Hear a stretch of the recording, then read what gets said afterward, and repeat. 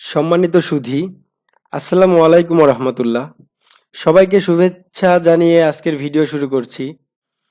Video শুরুতেই একটা গুরুত্বপূর্ণ তথ্য শেয়ার করতে যাচ্ছি, সেটা হলো আপনারা যারা প্রিন্টার বিক্রি করেন তারা ইদানিং ইপসনের L130 প্রিন্টার নিয়ে হয়তোবা সমস্যার মধ্যে আছেন।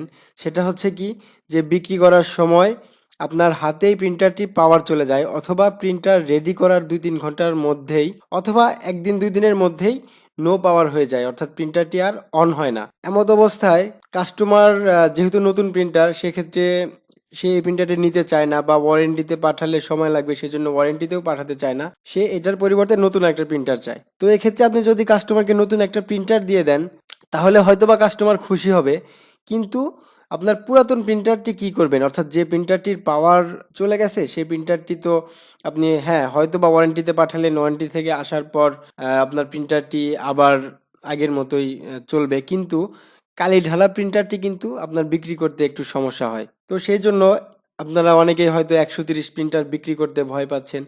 তো এই সমস্যা থেকে বেরিয়ে আসার জন্য স্মার্ট টেকনোলজিস বিডি আপনার জন্য চমৎকার একটি সমাধান নিয়ে এসেছে। আপনার সাপ্লায়ার যদি স্মার্ট টেকনোলজিস বিডি হয়ে থাকে, তাহলে ইনস্ট্যান্ট ইঙ্ক ট্যাঙ্ক চেঞ্জ করে দিয়ে নতুন একটি প্রিন্টার কাস্টমারকে দিয়ে দিবেন এবং নো পাওয়ার প্রিন্টারটি ওয়ারেন্টিতে পাঠাবেন।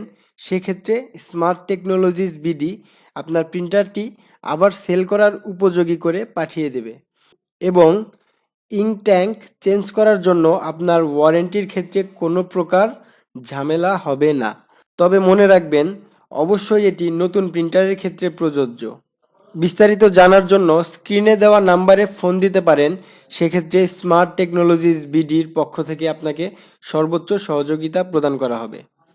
তাহলে চলুন দেখে নিই কীভাবে আপনি ইঙ্ক ট্যাঙ্ক চেঞ্জ করবেন।